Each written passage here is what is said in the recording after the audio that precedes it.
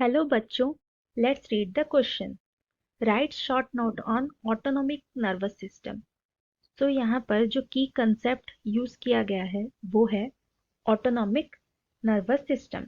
हमें autonomic nervous system के ऊपर शॉर्ट नोट लिखना है। सो उससे पहले हमें ह्यूमन नर्वस सिस्टम जो है, ह्यूमन न्यूरल सिस्टम जो है, उसे अच्छे से समझना पड़ेगा। सो ह्यूमन न्यूरल सिस्टम को हम मेनली टू पार्ट्स में डिवाइड कर सकते हैं। पहला सेंट्रल न्यूरल सिस्टम एंड उसका दूसरा पार्ट है पेरिफेरल न्यूरल सिस्टम। सो जो सेंट्रल न्यूरल सिस्टम है उसके दो पार्ट्स हैं, brain and spinal cords. And peripheral neural system के उसके भी दो सब डिवीजन हो सकते हैं, एक है सोमैटिक न्यूरल सिस्टम और एक है ऑटोनॉमिक न्यूरल सिस्टम। सो हमें शॉर्ट नोट लिखना है किसके ऊपर? ऑटोनॉमिक नर्वस सिस्टम या फिर ऑटोनॉमिक न्यूरल सिस्टम के ऊपर। सो जो ऑटोनॉमिक न्यूरल सिस्टम है, एज वी कैन सी, ये ह्यूमन न्यूरल सिस्टम का एक पार्ट है। तो हम ये लिख सकते हैं कि it is a part of human neural system.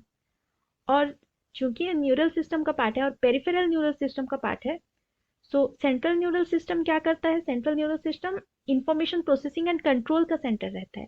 लेकिन पेरिफेरल न्यूरल सिस्टम क्या होता है? वो सेंट्रल न्यूरल सिस्टम से जितने नर्व्स एसोसिएटेड होते हैं बॉडी में, उनसे वो कंप्राइज होता है, उनसे बना होता है। So it is comprised of all the nerves of body associated with central neural system. और सोमैटिक न्यूरल सिस्टम में क्या होता है कि सीएनएस से स्केलेटन तक इम्पल्स कैरी होता है।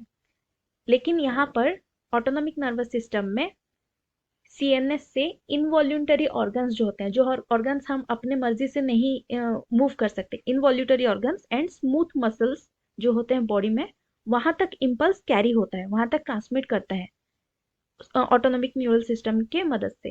एंड ये जो ऑटोनॉमिक न्यूरल सिस्टम है, इसे भी हम फर्दर मोर सब डिविजन्स में क्लासिफाई कर सकते हैं, जो है सिंपैथेटिक न्यूरल सिस्टम और दूसरा है पैरासिम्पैथेटिक न्यूरल सिस्टम। तो ये था एक short note autonomic nervous system के बारे में। Hope you understood it well. All the best.